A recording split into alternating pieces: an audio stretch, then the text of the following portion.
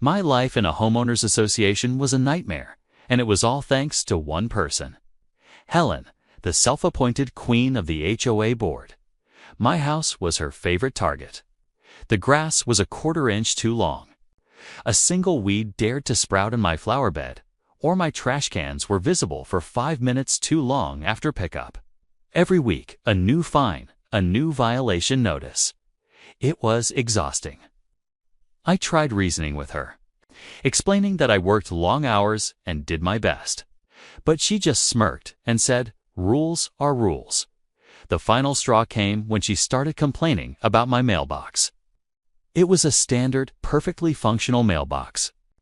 But Helen decided it was unsightly. She demanded I replace it with a specific ridiculously expensive model that costs over $500. I refused. I wasn't going to be bullied into spending that kind of money on a mailbox. That's when the fines started rolling in. $50 a week for my non-compliant mailbox. After a few months, I was looking at a significant amount of money in bogus fines. I knew I couldn't fight her alone. So I did what any frustrated homeowner would do. I sued the HOA. I gathered all my evidence, the endless violation notices, the photos of my perfectly fine mailbox, and records of my attempts to communicate with the board. I wasn't just fighting for myself. I was fighting for every other homeowner Helen had terrorized. The legal battle was long and stressful. The HOA, led by Helen, fought back hard, trying to paint me as a troublemaker who refused to follow simple rules. Their lawyer was slick, but I had the truth on my side. Finally, our court date arrived.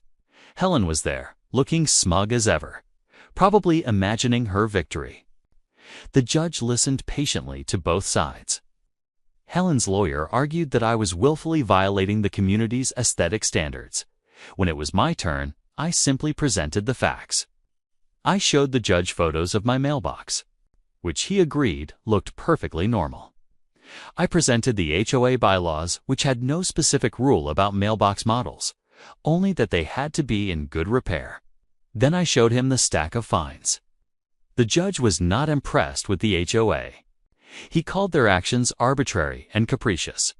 He ruled completely in my favor, voiding all the fines. But he didn't stop there. He noticed a detail in the HOA's own submitted documents, a rule stating that all mailboxes must clearly display the house number for emergency services. My house number was on the side of my mailbox, but not on the front. So, the judge made a very specific ruling. He ordered me to place house number stickers on the front of my mailbox, and he specified the exact type: 3-inch weatherproof reflective stickers. I walked out of that courtroom feeling 10 feet tall. I went straight to the hardware store and bought the ugliest, most obnoxious neon green reflective number stickers I could find. They were hideous, and they were perfect. I slapped them right on the front of my mailbox. They clashed horribly with the black metal, glowing like a radioactive beacon at night. I knew Helen would hate them, and that was the point. This wasn't just compliance. It was malicious compliance. The very next morning, I woke up to find the stickers gone, peeled right off. I didn't even have to guess who did it. I checked my security camera footage, and there she was, Helen, in the dead of night, sneaking onto my property and scraping off the stickers. She probably thought she was scoring another victory, getting rid of the ugly new addition. She had no idea she was walking right into my trap. I saved the video file, a triumphant smile on my face. I didn't even bother talking to her.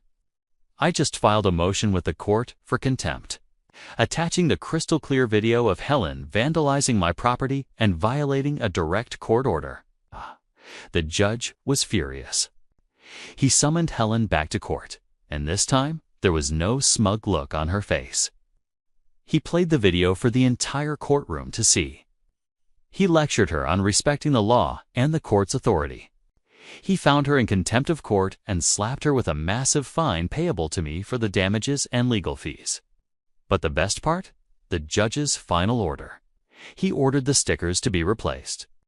But this time, he specified that they had to be professionally installed with permanent industrial-grade adhesive to prevent tampering, and the HOA had to pay for it. He also issued a restraining order, forbidding Helen from setting foot on my property ever again. The look on her face was priceless. Defeated, humiliated, and finally put in her place. The aftermath was glorious. The HOA had to hire a professional to come out and install a new set of even bigger, brighter, more obnoxiously neon stickers on my mailbox. They were there to stay. Helen was forced to step down from the HOA board in disgrace. The neighborhood breathed a collective sigh of relief. My mailbox became a local legend, a symbol of the time a regular homeowner stood up to a bully and won. And every time I pull into my driveway, I see those gloriously ugly stickers and smile. They're not just numbers, they're a monument of victory. So if you're ever dealing with an HOA from hell, don't give up. Know your rights. Document everything, and don't be afraid to fight back. Sometimes, the most satisfying victories come in the ugliest packages. Thanks for watching, and if you enjoyed this story, be sure to like and subscribe for more tales of sweet, sweet revenge.